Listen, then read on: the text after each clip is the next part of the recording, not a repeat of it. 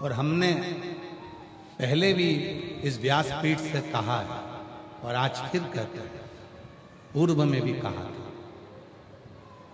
लंका के राजा रावण ने एक गलती करी थी कि मां सीता का हरण किया था। आज भी दशहरे पर रावण को जलाया जाता है। हम अपनी व्यासपीठ से निवेदन करते हैं, अब रावण को जलाना बंद करो। अब एक काम चालू करो, अपने नगर में, अपने गांव में जो छोटी छोटी बच्चियों के साथ गलत काम कर रहे हैं उनका पुतला जलाना प्रारंभ करो। अब रावण का समय नहीं है।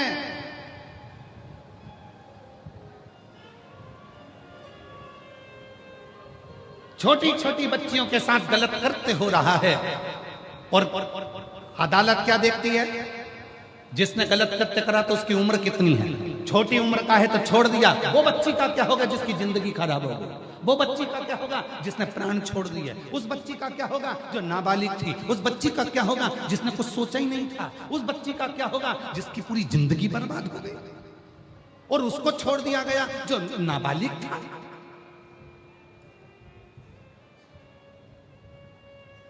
सरकार को एक दंड बनाना चाहिए।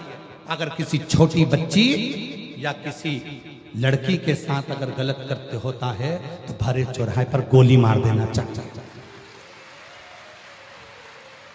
सरकार को एक दंड बनाना चाहिए, एक नियम बनाना चाहिए। कब तक बेटियां, कब तक बच्चियां, ये छोटी छोटी बेटियां, ये छोटी छोटी बच्चियां कब तक भोगेंगी? कब तक? और मेरी जीजियों, आप लोगों से निवेदन है, यदि सरकार नियम ना बनाए तो आप एक नियम बनाओ। अपनी बेटी को इतना बोल्ड बनाओ, जीजाबाई जैसा, अहिल्याबाई जैसा, झांसी की रानी जैसा। घर में ट्रेनिंग दो तुम अपनी बेटियों को, घर में ट्रेनिंग दो तुम अपनी बच्चियों को। अपनी बेटी को जीजाबाई बनाना। और याद रखना, जब अपने घर की बेटियां जीजाबाई बनेगी तो उसके गर्भ से छत्रपति वीर शिवाजी जैसे बेटे जन्म लेंगे जो हमारे सौराष्ट्र की नींव रखेंगे।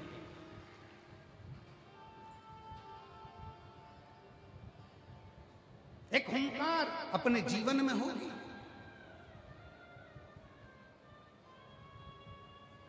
याद करो,